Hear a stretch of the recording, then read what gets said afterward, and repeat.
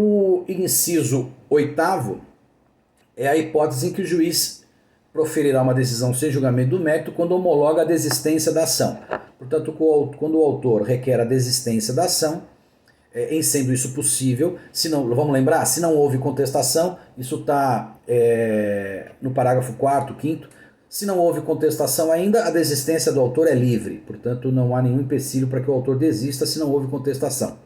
Se já houve contestação, a desistência, o pedido de desistência é possível, a desistência é viável, mas aí desde que o réu consinta, o réu faça a anuência em relação a essa desistência.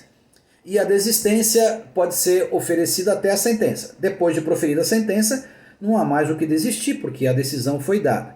Então, quando o juiz homologa esse pedido de desistência, ou porque o réu não foi citado, ou porque foi e anuiu a isso, a gente tem uma sentença que, portanto, não julga o mérito. No inciso 9º, em caso de morte da parte e a ação for considerada inadmissível por disposição legal, ou seja, quando a causa versar sobre um direito absolutamente personalíssimo, um direito que não se transmite pela sucessão por morte, é óbvio que a morte da parte faz morrer o direito que a ela só pertence. De modo que, nesse caso, a gente terá uma extinção do processo sem julgamento do mérito por perda do próprio objeto que morreu com a morte da parte. Algumas observações agora em relação aos parágrafos, porque o inciso 10º fala nas outras hipóteses desse código. Portanto, sempre que houver em algum lugar do código menção à extinção do processo sem julgamento do mérito, não há problema nenhum, porque é uma hipótese aleatória, além dessas 9 especificamente anotadas no código. Uma coisa importante é o seguinte: as hipóteses do inciso 4, 5, 6 e 9, portanto, pressupostos processuais, perempção, litispendência, coisa julgada, legitimidade, interesse e morte, essas hipóteses, segundo o parágrafo 3º, são reconhecidas em qualquer tempo, em qualquer grau de jurisdição.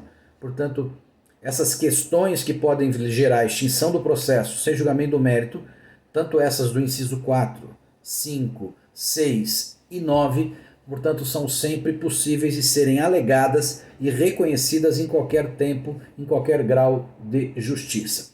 E por fim, uma questão que nos vincula a um assunto futuro, mas já dá para antecipar, o parágrafo 7º diz o seguinte, uma curiosidade, uma excepcionalidade. Quando for interposta apelação contra essa sentença, que não julga o mérito, portanto, essa sentença terminativa, quando ela for proferida, é possível, por ser sentença, o cabimento de um recurso chamado apelação. A gente vai ver que a apelação é um recurso cabível contra sentenças, qualquer que seja ela. Portanto, em sendo terminativa sem julgamento do mérito, o recurso cabível também é apelação. Só que aqui tem uma curiosidade. Interposta a apelação, que é a mesma curiosidade que a gente já viu lá nos casos de deferimento da petição inicial. O juiz terá 5 dias para se retratar. Portanto, é um caso excepcional em que, apresentada a apelação, a competência de análise é do próprio juiz primeiro. Ao contrário das outras apelações em que a competência para julgamento do mérito de uma apelação é do tribunal, nesse caso em que a sentença não julga o mérito, é possível que o juiz se retrate e, portanto, reconheça que proferiu uma sentença mal dada. De modo que agora, olhando a apelação, ele reconhece que não seria a hipótese de extinção do processo em julgamento do mérito. Ele se equivocou. Portanto, ele se retrata, ele cancela a sentença que ele deu e o processo segue tranquilamente para as outras fases. Portanto, é uma hipótese excepcional de juízo de retratação em recurso de apelação. Tá bom? Uma última consideração, o 486... ele tem uma referência com a coisa julgada formal, né? Diz, essa sentença judicial do artigo 485, que não resolve o mérito, não impede que a parte proponha de novo a ação, justamente porque não faz coisa julgada material. Só que o parágrafo 1º faz uma coisa interessante.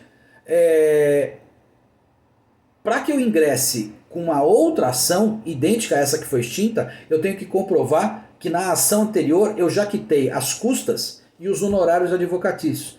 Portanto, eu só posso propor de novo a ação se eu comprovar nessa segunda ação que aquela primeira ação que foi extinta sem julgamento do mérito, eu, autor dessa primeira e da segunda, já quitei as custas daquele processo anterior e os honorários daquele processo anterior. Tá bom? Bem-vindos, um abraço.